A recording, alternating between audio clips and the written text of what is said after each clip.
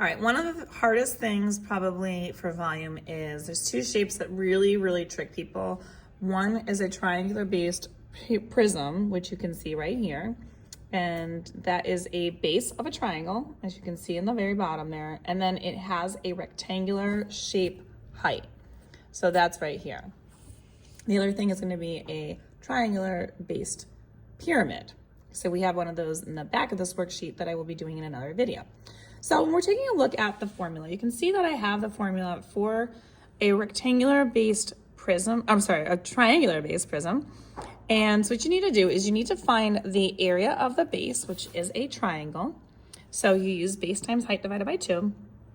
And then once you figure that out, you take big H, which is the height of the rectangle, and you fill that up because that's what you're filling when you're dealing with this. So what we want to do is we want to look for triangles that have that right angle symbol. That is the biggest and key ingredient when we're looking at trying to figure out pieces that we're going to need. This has got some extra numbers we don't need, so we are not going to be using those numbers. When we're looking for a triangle's base, it is usually going to be like, sometimes it's sitting like this. You're looking for the right angle, so you can see this is the height of the triangle. It's from the tippity top of the triangle to the base. So that is a height of 3, and then its base is 9. So we're gonna plug those in, and that's little h, by the way, just so you know, because big H is gonna be the height of the actual item. So we have a 3 times a 9, we're gonna divide that by 2, and then after that, we're gonna take big H. So big H is the height of the actual shape.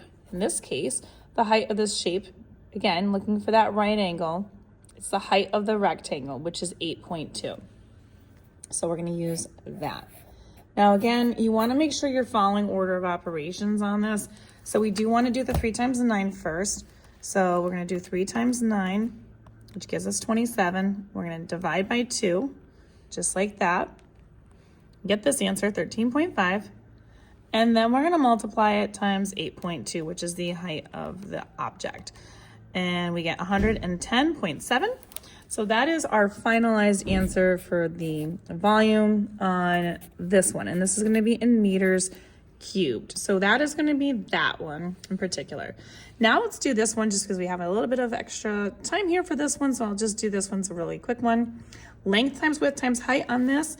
So again, depending upon how it's sitting and what you wanna call it, the way that this one's sitting, this would be the height right here. The length would be this, the width would be this. Again, it doesn't truly make a difference. These are all multiplying.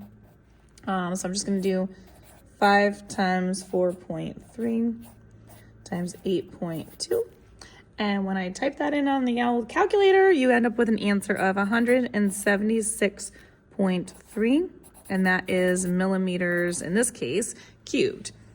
Based off of the units that they have. And if you want more questions like these, you can find them on my YouTube, Instagram, and TikTok at U1Algebra. All these are located in the volume formulas portion of my playlist. And don't forget to save this for later, like it, share it, follow me for more, and I'll see you soon.